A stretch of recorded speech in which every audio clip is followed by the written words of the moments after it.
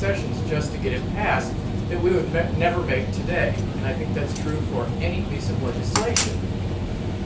Your knowledge of the issue improves, you understand how legislation works, you understand how it's implemented, how it's enforced, and how to tweak things as you go down the road. So simply because we made a concession, whether we were forced to or we thought it was a good deal many years ago, does not mean that we should make that concession or enact that legislation going forward. So, suffice to say, it was an interesting letter. I think we understand his position, but I don't think he understands our position. And I don't think that we can make these concessions going forward. And if we disagree, well, let's just have a vote. Let's just vote about things on the floor. So, today we are hoping to have a very solid pro-life bill on the Senate floor, 575 by Larry Taylor. And that would remove the funding of abortion from all insurance plans.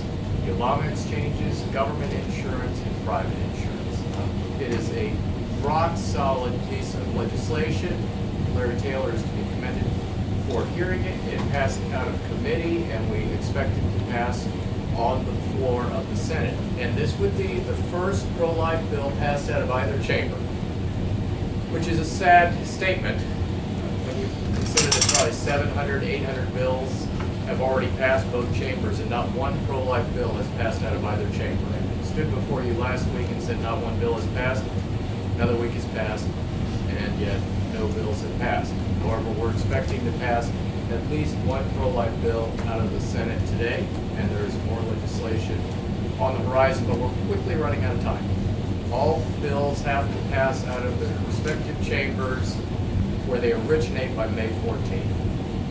I know that's true for the House, it's probably true for the Senate. So House bills have got to be done by May 14th. I think it's probably true for the Senate. Now they have time in the opposite chamber to pick up the other chamber's bill, but the clock is ticking. We have 28 days left to pass our conservative agenda, and to date, not one pro-life bill has passed. The budget obviously has some great pro-life riders, but we don't know if those will stay on.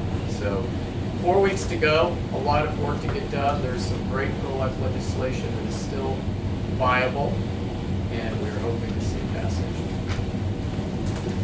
Okay.